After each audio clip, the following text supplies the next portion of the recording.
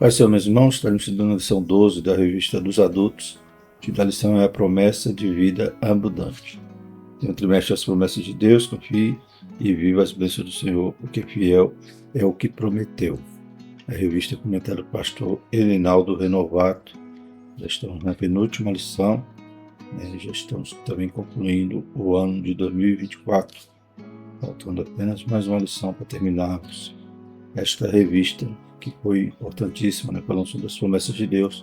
E hoje vamos falar de uma promessa que compreende outras que já estudamos, essa promessa de vida abundante. O texto áureo diz: eu sou a porta, se alguém entrar por mim, salvar-se-á e entrará e sairá e achará pastagem. O ladrão não veio senão roubar, matar e a destruir. Eu vim para que tenham vida e a tenham com abundância. João 10, 9 e 10.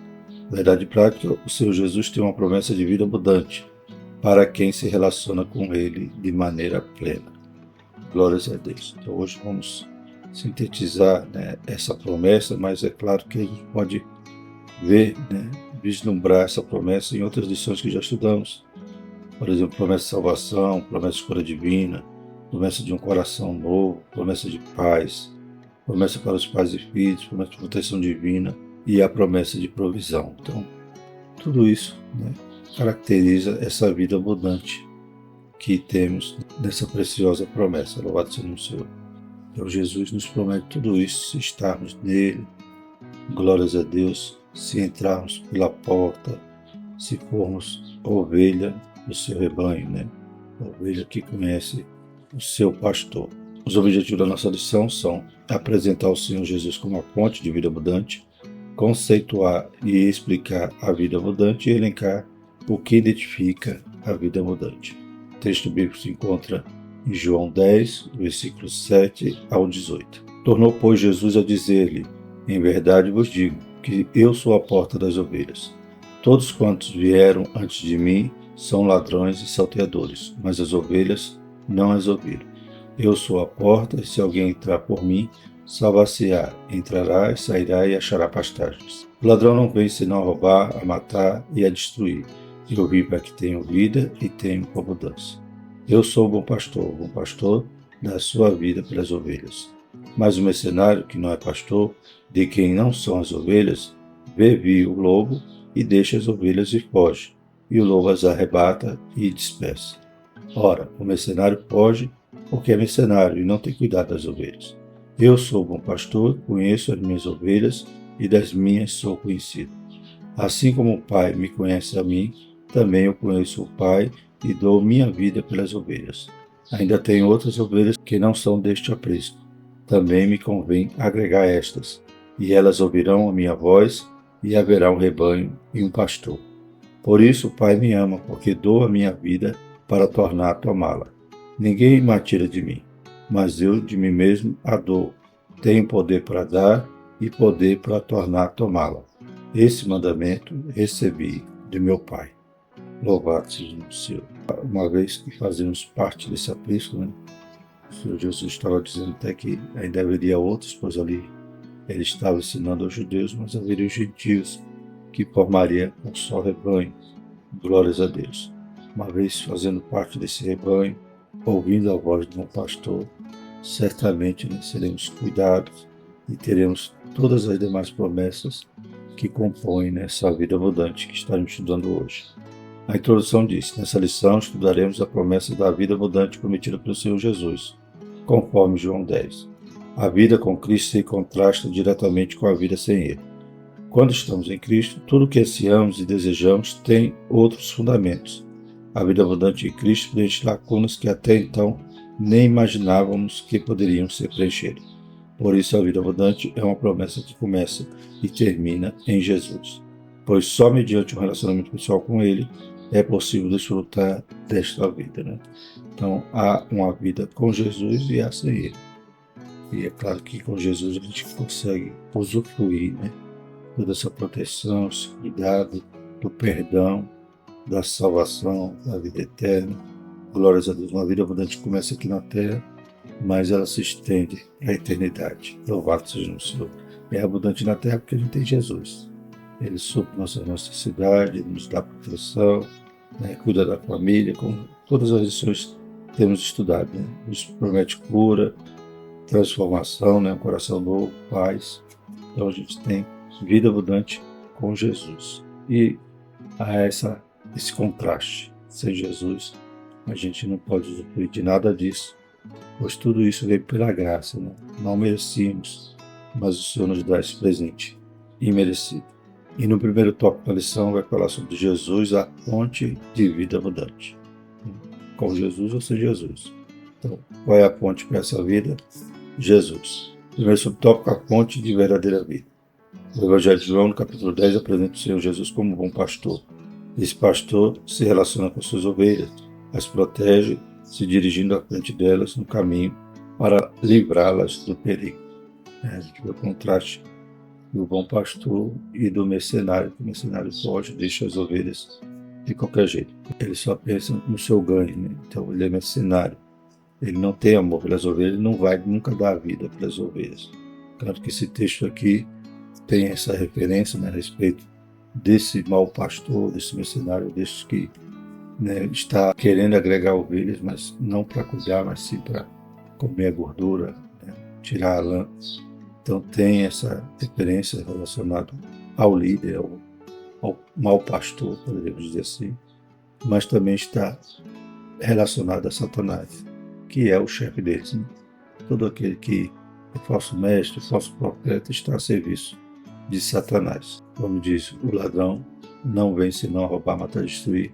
Pode, na interpretação, ter essa referência direta a esse mau pastor, esse mercenário, e indiretamente a gente está falando de Satanás, que está por trás, arquitetando todo esse ataque contra as ovelhas. Né? Só temos guarda, proteção, suprimento, só ouvindo e seguindo o bom pastor que é Jesus, que morre por nós. Louvado seja o nome do Senhor, ele já morreu e ressuscitou para nos dar vida eterna. Além dessa imagem de pastor, João 10 também apresenta Jesus como a porta das ovelhas. Versículo 7. Essa porta simboliza o caminho de salvação espiritual em que um relacionamento pessoal e eterno com Deus se torna possível. E tudo que a ovelha necessita será encontrado em Deus. Por isso, nosso Senhor Jesus aparece nesse texto como a fonte de verdadeira vida. Quando o encontramos, podemos viver de verdade fazendo o bem para a glória de Deus. O texto diz, né? Se alguém entrar por mim, salvar-se-á, e entrará e sairá, e achará pastagem. Então, ele é o caminho, a verdade e a vida. Só Jesus pode nos conduzir a Deus. Alguém diz que todos os caminhos levam a Deus, mas isso é uma mentira. Se fosse todos os caminhos levassem a Deus, Jesus não precisaria vir morrer em nosso lugar. Nós continuaríamos pecadores e os nossos pecados iam fazer separação entre nós e Deus. Só Jesus desfaz essa barreira, só Jesus abre o caminho para entrarmos e para um dia morarmos no céu.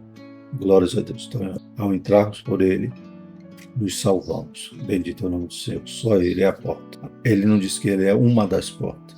Ele não diz que é um dos caminhos. Ele é a porta e Ele é o caminho. Segundo tópico, a fonte de vida abundante. Nos versículos 8 a 10 de João 10, nosso Senhor faz um contraste entre Ele, que é a porta, e os outros que vieram antes dele, identificados como ladrões e salteadores, que apenas trazem roubo, morte e destruição. Nosso Senhor, pelo contrário, veio trazer vida no lugar da morte e vida com abundância. Aqui podemos fazer um contraste entre o agir de Deus e a ação de Satanás e seus demônios. O diabo, nosso adversário, busca destruir a nossa vida, o nome de Deus para nós. Deus, por intermédio de seu Filho, nos devolveu a vida, nos amou, salvou, perdoou, apagou os nossos pecados e nos deu a dignidade de salvos em Cristo. Isto é, a verdadeira vida que só Deus, mediante sua graça, por meio de Cristo, pode nos dar. Louvado seja o nome do Senhor. Então, Jesus veio para desfazer as obras de Satanás, fazer com que passássemos da morte para a vida. E que vida é essa? Essa vida que nós temos agora paz com Deus, perdão nossos pecados, a justiça, nós somos justificados. Deus olha para nós não mais como pecadores, mas agora estamos cobertos, propiciados pelo sangue de Jesus. Quando Deus olha para nós, vê justificados, louvado seja o nome do Senhor. E com isso, nós também usufruir da promessa de vida eterna. Ele disse que iria para o Pai, mas voltaria, e onde ele estiver, estaremos nós também. Então, louvado seja o nome do Senhor. Essa vida que inicia aqui, com a certeza dessa salvação, com a presença de Deus, com o favor de Deus, com a sua graça, aleluia, seu perdão, e perpassa para a eternidade, que é a vida eterna na presença de Deus. Então, tudo isso o Satanás quer destruir. E quem está na presença de Deus, ele está curioso, buscando a quem possa tragar, como diz a palavra. O terceiro subtópico, a fonte de amor. No versículo 11, o Senhor Jesus menciona novamente a imagem do bom pastor, que deu a sua vida pelas ovelhas, que além de proteger e cuidar, ele as conhece bem, e as ovelhas também o conhecem. Versículo 14. Nosso Senhor afirma que, da mesma forma que ele é conhecido do Pai, conhece profundamente suas ovelhas e entregou sua vida por elas. Por isso ninguém pode tirar suas ovelhas de suas mãos, pois ele zela por elas. A relação com as suas ovelhas é baseada no amor, que pode ser testemunhado no relacionamento do nosso Senhor com a Santíssima Trindade. Dessa forma, o Senhor Jesus é a fonte de amor entre o bom pastor e suas ovelhas. Ele é a nossa fonte transbordante de vida verdadeira e abundante. Que maior prova de amor alguém poderia dar? Ele morreu por nós, mesmo nós sendo maus, pecadores, inimigos de Deus. Ele morreu para desfazer essa condição terrível que o pecador vive, né? O salário do pecado é a morte. Ele deu sua vida para nos dar vida, glórias a Deus. E nós também o seguimos por amor, por obrigação. Amamos a Cristo por tudo aquilo que Ele nos fez e jamais poderemos agradecer. Como diz o salmista, que darei eu em troca de todos os seus benefícios? Tomarei o cálice da salvação. Então Ele fez esse sacrifício, eu o aceito e eu o recebo como Senhor e Salvador da minha vida. Então Ele é a fonte deste amor que nos aproxima de Deus. Segundo tópico, a vida abundante. Primeiro subtópico, conceito de vida abundante. Mediante o relacionamento que estabelecemos com Deus por meio de Jesus, nosso pastor, podemos comentar a respeito do que significa a vida abundante, mencionada pelo nosso Senhor João 10:10. Sabendo que o ser humano tem necessidades físicas, emocionais e espirituais, podemos afirmar que a vida abundante prometida pelo nosso Senhor preenche também as esferas do corpo, da alma e do espírito. Trata-se de uma nova vida integral em Cristo, em que tudo se faz novo, se torna em autêntica novidade de vida. 2 Coríntios 5:17. Uma vez nascido de novo, nova criatura, regenerados, filhos de Deus agora, não mais filhos da ira, né? Podemos usufruir de todas as promessas, como já citamos, né? Então, essa lição está relacionada às demais que estudamos anteriormente. Glórias a Deus, inclusive a da provisão. Ele sustenta-nos, Ele nos provê todas as necessidades, tanto físicas, emocionais, espirituais. Bendito seja o nome do Senhor. Então, nele, a gente pode ter tudo isso. Estando nele, arraigado nele, ligado na videira, fazendo parte do seu corpo, servindo, usufruímos de toda essa vida abundante. Segundo o subtópico, a vida abundante também influencia a família. No episódio bíblico, na ocasião da libertação de Paulo e Silas da prisão, o carcereiro apavorado perguntou a Paulo o que podia fazer para ser salvo. De modo que o apóstolo Paulo respondeu: crê no Senhor Jesus Cristo, será salvo tu e tua casa. A salvação em Cristo não se aplicaria apenas ao carcereiro, mas de maneira abrangente a toda a sua casa. E não se resumiria apenas ao livramento físico de uma punição do Estado, mas um novo tipo de vida para o carcereiro e toda a sua família. Assim aprendemos que a vida abundante prometida por Jesus abrange os nossos familiares, né? A gente vê ali o carcereiro, quando Paulo fala que seria salvo ele e a sua casa, tanto, né, o castigo que ele poderia receber de Roma, porque ele imaginava que os prisioneiros haviam fugido e os prisioneiros agora estavam soltos, né, poderiam ir embora, quanto a questão da salvação de suas almas. Tanto é que naquela mesma noite eles foram batizados. Naquela mesma noite a família conheceu a Cristo e foi salva.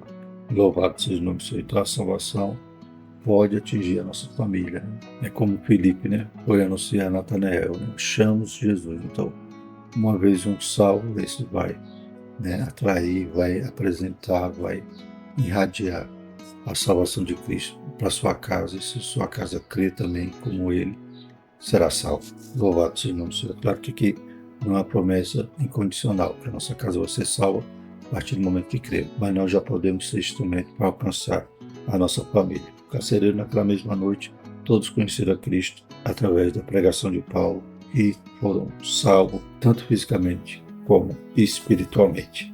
Bendito seja o nome do Senhor. Então, a vida abundante que recebemos pode, aleluia, atingir a nossa casa de maneira maravilhosa.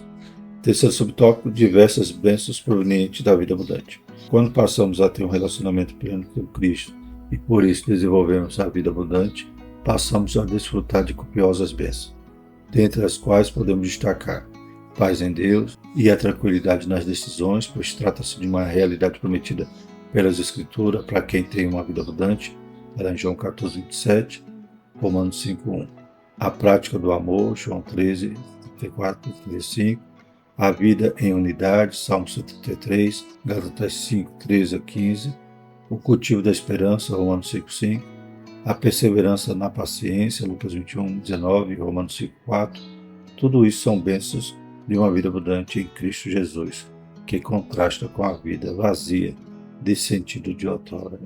Na introdução, um vazio que as pessoas não sabem como preencher, mas quando conhece a Cristo, pode sentir tudo isso, pode sentir paz com Deus, paz com o próximo, pode praticar esse amor que é derramado nos nossos corações, pode também ter esperança, viver em unidade, amar seu irmão, suportar, levar as cargas uns dos outros, perseverar, ter paciência e aguardar a nossa bendita esperança, que é a volta do Senhor Jesus.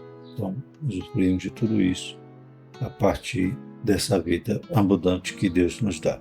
E o terceiro tópico, o que identifica a vida abundante.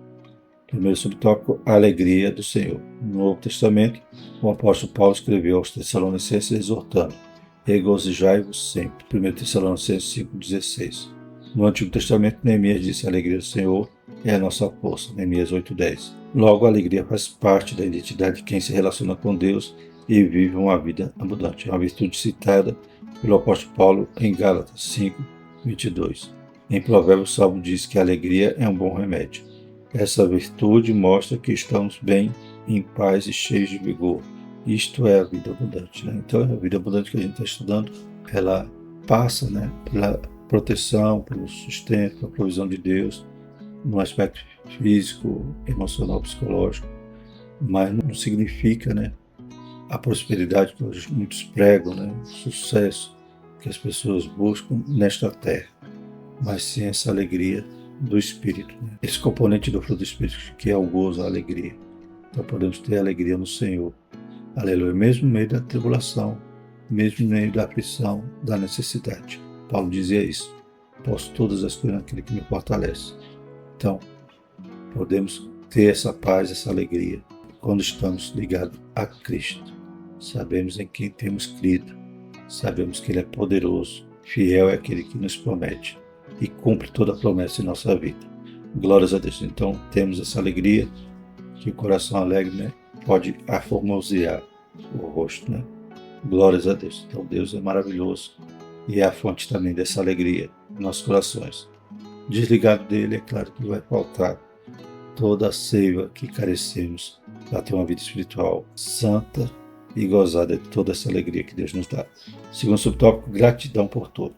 A gratidão é uma virtude cristã que revela humildade e ao mesmo tempo dependência total de Deus acerca de tudo que acontece em nossas vidas. Na vida abundante, no lugar de murmurar ou reclamar das coisas, aprendemos a dar graças por tudo o que Deus tem feito de bom por nós. Em tudo dai graças, porque esta é a vontade de Deus em Cristo Jesus para convosco. 1 Tessalonicenses 5,18. Então, além de Paulo, em 1 Tessalonicenses 5, dizer para se alegrar, diz para ser grato. Em tudo dai graça. Assim, a virtude da gratidão é plenamente coerente com a vida abundante, pois em Deus nos sentimos satisfeitos e plenos. Demos sempre graças em tudo. Versículo 20, Colossenses 3,17. Glórias a Deus. Então, é uma característica daquele que está gozando a vida abundante, que está ligado a Cristo, está sabendo e conhecendo o Deus que serve, compreendendo, esperando, aleluia, confiando nele, é essa gratidão, então, essa característica que, aleluia, é notada daquele que está vivendo sua vida abundante. O contrário também é real, né? A pessoa que está desligada, a pessoa que está muitas das vezes buscando apenas os seus próprios interesses, embaraçado com as coisas dessa vida, frustrado com uma falsa promessa de um falso profeta, né? Que a pessoa recebe aquilo ali dizendo que vai ganhar algo, depois se frustra porque não foi Deus que mandou, não foi Deus que falou, e a pessoa então começa a ficar com esse descontentamento carnal, diabólico, e em vez de cantar, em vez de agradecer, só quer murmurar e reclamar de Deus. Meu Deus, quem é os caquinhos? Quem é o barro para questionar o oleiro? Aleluia, nós devemos entender que Ele está no controle da nossa vida e a sua vontade é boa, perfeita e agradável, e Ele só quer o nosso bem. Louvado seja o nome do Senhor. Até quando estão passando no vale, Ele está conosco e está, aleluia, nos aperfeiçoando. Terceiro subtópico, vida no Espírito, vida de oração. Na vida abundante, o Espírito Santo preenche o crente. A Bíblia diz que para viver no Espírito devemos estar inclinados às coisas do Espírito. Romanos 8, 5 a 11. Então é preciso ser cheio do Espírito e andar nele para termos a vida plena.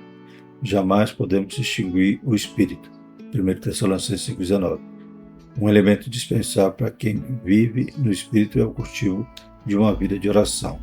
Mais uma vez, o apóstolo Paulo nos exorta a orar sem cessar. Então, os conselhos ali finais de Paulo na primeira carta dos Tessalonicenses foi: se alegre, aleluia, seja grato e ore, né? Glórias a Deus. Em todo tempo, precisamos reconhecer que na rotina da nossa vida devemos ter sempre uma ocasião para orar. Quer em casa, quer no trabalho, ao acordar, ao se deitar, o apóstolo continua a nos exortar: perseverar em oração. Está lá em Colossenses 4, 2. Então essa vida abundante é uma vida plena com Deus, uma vida cheia da sua presença, uma vida grata, alegre, louvado seja o nome do Senhor, em paz, com amor, em união. Tudo isso caracteriza da vida abundante. A vida abundante não é você ter um carro zero, né, um carro caríssimo, uma casa, uma mansão. Não, isso não é vida abundante. Isso pode ser uma prosperidade financeira, mas nem sempre a prosperidade financeira vai trazer paz, vai trazer essa alegria, vai trazer essa união, esse amor. Não. Vida abundante é você estar cheio e rico das promessas de Deus, como temos estudado durante todo o trimestre. Glórias a Deus, são promessas. E fiel é aquele que prometeu, glórias a Deus. Eu não vou me agarrar a algo que um falso profeta fala, que um falso mestre ensina. Eu tenho que ir para a Bíblia. Aleluia. Na Bíblia eu posso ler e confiar naquilo que Deus está prometendo. É claro que Deus pode usar um profeta e nos exortar e nos consolar. Aleluia, nos animar. Bendito seja o nome do Senhor. Mas infelizmente muitos hoje se agarram, né, a uma falsa notícia, né, pois Deus não usou o profeta, não usou a sua boca, mas eles falam a si mesmos. E as pessoas, como eu já disse, né, aquelas que caminham na via da murmuração, muitas das vezes está descontente com Deus por algo que Ele não prometeu. Mas o que Ele prometeu, que estamos estudando esse trimestre, não falha. Bendito seja o nome do Senhor. Conclusão. O Senhor Jesus é fonte da vida abundante, pois Ele mesmo nos prometeu. Essa promessa está disponível a cada crente que desenvolve um relacionamento pessoal com o nosso Senhor. Nesse relacionamento, a nossa família é abençoada, podemos desfrutar de copiosas bênçãos, além de andarmos em alegria e gratidão em espírito. A vida abundante em Cristo é a nova vida que Ele prometeu para os que creem nele como Salvador e Senhor. Nova criatura, nova vida, aleluia, e ainda nos aguarda no porvir a vida eterna. Bendito seja o nome do Senhor. Na próxima lição concluiremos o trimestre com a lição intitulada As promessas de Deus são infalíveis. Graças a Deus. Vamos orar e agradecer a Deus por mais uma promessa que estudamos nesta lição. Promessa de vida abundante. Santo e eterno Deus, te louvamos, te agradecemos pela tua palavra, Pai, que é fiel e verdadeira. Passa os céus e passa a terra, mas ela não passa. Que possamos descansar no Senhor, sentir, Pai, a tua guarda, a tua proteção, saber que o Senhor é bom pastor e de nada sentiremos falta. continua abençoando a tua igreja, despertando, ó Pai, para que ele esteja na tua presença, te servindo, fazendo a tua obra enquanto é dia, pois a noite vem quando não podemos mais trabalhar. Abençoa, Pai, cada aluno da escola dominical. Pai, obrigado por esse ano, já quero te agradecer por tudo que o Senhor tem feito. Continua nos ajudando a concluir esse ano na tua presença e nos dê um ano bom também na tua presença. Em nome de Jesus te agradecemos por tudo. Amém. Que a graça do nosso Senhor Jesus Cristo, o amor de Deus e a comunhão do Espírito Santo continue conosco, hoje e eternamente. Amém.